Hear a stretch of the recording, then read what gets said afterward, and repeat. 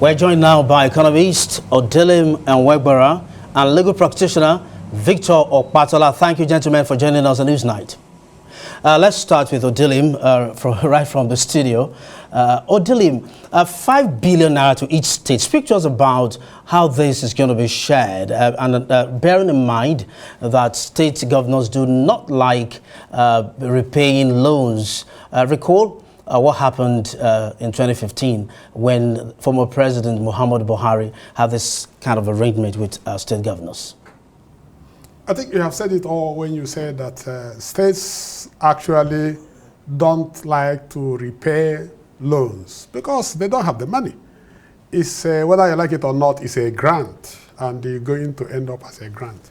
But that's not where my interest lies. My interest is why this fire brigade approach. You see, we must, in this country and other African countries, begin to do the proper thing at the proper time. You can't do fire brigade approach. I was not comfortable with the announcement on the day of his inauguration for Tinubu to say, look, I'm going to do away with the fuel subsidy. This is a major policy shift in an economy of a country. And you cannot just make such pronouncement, political statement, without bringing all the stakeholders to a table to discuss the consequences, social dislocation, and what it will be the whole effect on the general economy. Nigeria economy is bleeding, and we cannot solve this problem by just giving states a 5 billion, even 100 billion, because the truth of the matter is that the states, even though if they get this money, will not solve the problem. The structural problem remains. What we would have done, what I was expecting Tinubu to have done is, look, Nigeria has a lot of problems. I'll bring all the stakeholders together. Let's interrogate this problem. Let's know where the leakages are, and let's solve this problem once and for all. Look, if Tinubu had the credibility he's supposed to have, and tell the world, please, in the next 2 weeks, I want to have a world summit on how to resolve Nigeria's energy crisis. If you know how to build a mobile refinery or small refinery or major refinery, please come. Let's discuss this thing. And when stakeholders discuss this, and also you bring social economists, social people who understand the grassroots problem. At the end of the day, you'll be able to say, okay, in the next 1 year, we're going to do away with it, with this. But he just quickly did this. See the consequences. Now, I will tell you, Nigeria economy is bleeding. Forget about nobody's talking about it, but it's bleeding. Okay, Nigeria economy is bleeding. Let's get to Victor Opatola, legal practitioner from our offsite studio. Victor, speak to us about the legal implications of this. Are there any requirements from the state governors before they can access this fund, looking at the intricacies of the rule of law? Thank you very much. Now that the president, the federal government, has put the cart before the horse, because this palliative measure is supposed to come before the announcement of the subsidy. But now that we're here, what is very, very important is for all state governors and state House of Assemblies to understand that the process in which they are approaching this 5 billion subsidy palliative money is actually wrong. Section 120, 122, 123, 124 provides a rigorous approach that the states are supposed to use. The right way that the state, I've seen some states who have set up palliative committee, for instance, Oyo State, for instance, Taraba. But that is not what the Constitution stipulates.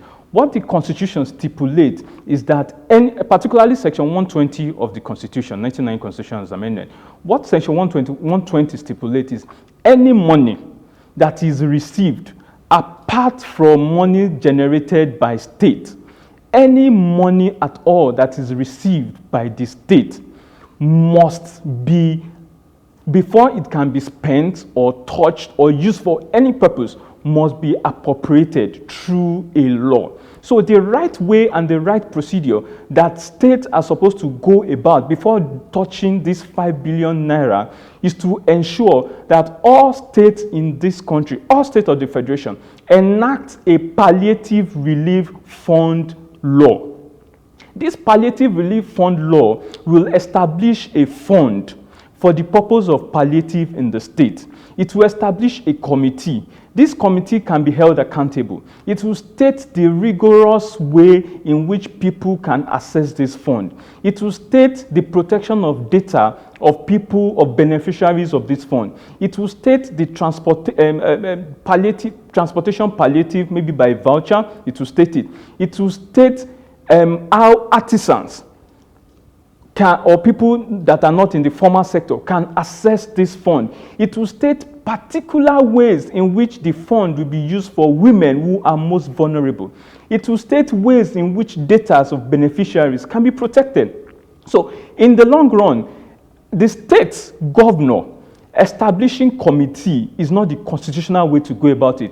The right way, the constitutional way to go about it is for all state House of Assembly to enact a palliative relief fund law to ensure that there is accountability, transparency, and to ensure that there is, in that palliative relief fund law, there will be a section for audit, there will be a section for whistleblowers, to ensure that the law is rigorous, it is broad and all-encompassing. In regards to this, about 2 weeks ago, personally, I have sent a letter and proposals to many state House of Assembly speakers in regards to this law to tell them and encourage them that the right way, the constitutional way that this should be done is to ensure that each state enacts their palliative relief fund law. And a lot of these states have gotten these proposed bills, have gotten, these letters that are sent to them. So governors will be breaching the provision of the Constitution that I've mentioned earlier on if they do not allow, or if State House of Assembly do not take the initiative to enact a palliative relief fund law. I'll come back to you. Thank you, Victor. Now, let me get back to Odelim. How is this different, anyway, from the previous 8,000 naira monthly that the president promised families for 6 months? And then remember also that when Nigerians kicked against that, he backpedaled on it and then came back with this idea of 5 billion naira for each state. How is this different from the previous plan? If you look at the figures, it said that differences in terms of figures. But for me, it is the same bribing the states. How do you mean bribing the states? Bribing the state because, as you already said it, and also I know it, that a Fiscal Responsibility Act actually has rigorous ways for you to actually touch from the treasury the money of the state or the money of the federation. So it is a bribe because it didn't go through the legal processes, because the states are not going to pay. You know they're not going to pay. They're just going to use this money to help the politicians and their friends. But in essence, this is not, I continue to say this is not where my interest lies. My interest is that, can we step back and be a country of rule of law? Can we step back to be a country that is governed by processes that are economically designed to ensure that loopholes are closed and leakages are closed? Because as you see now, the money has been given, or will eventually be given, and nobody will be accountable. So in essence, this will not solve the problem, because the problem is deep-seated. It's not just giving 5 billion. I've told you that even if you give 100 billion to each state, it will not solve the problem, because we ought to have solved the major problem, which is the fuel subsidy. We shouldn't have removed that fuel subsidy. I've been a fighter of fuel subsidy since 2012, including Jonathan. But I said there must be a process put in place. Let's build the refineries. Let's also ask, look, Chinese can build the refinery within 1 year. Americans can build the refinery within 1 year. So why can't we look for stakeholders that can help us build refineries so that we reduce the cost of pump prices of petroleum products before we launch this? But be it as it may, it has been launched. I think there must be a negotiation with the labor union. It's not with the states. There must be a negotiation with the labor union. So the labor union will be carried along. Let labor union tell Nigerians what they want. Besides the state, what do they want for their members? Because the money is going to state. But don't forget that actually someone like I have workers under me, and I cannot give them more than, because I don't have an increase in my revenue. Okay, now I'll come back to you, Odelim. Now, Victor, I'm back with you. Palliative relief fund law you talked about earlier. Speak to us about, in about a minute or less, how can we expedite actions on this kind of arrangement that you are bringing up? Now, it doesn't require special process. I personally, like I said earlier on, I have sent a proposal of this bill to states like Benue State, Kwara State, Oyo State, Edo State, Niger State. There are a lot of states that have sent this proposed bill to. It is rigorous. They should enact this law or make it suitable to their own particular state. What is, and permit me to also state, FCT, the National Assembly should ensure that this law is actually enacted for FCT too, because it's in as much it's seen like a state too. And most importantly, the federal government should not go about this issue of palliative, wishy-washy manner.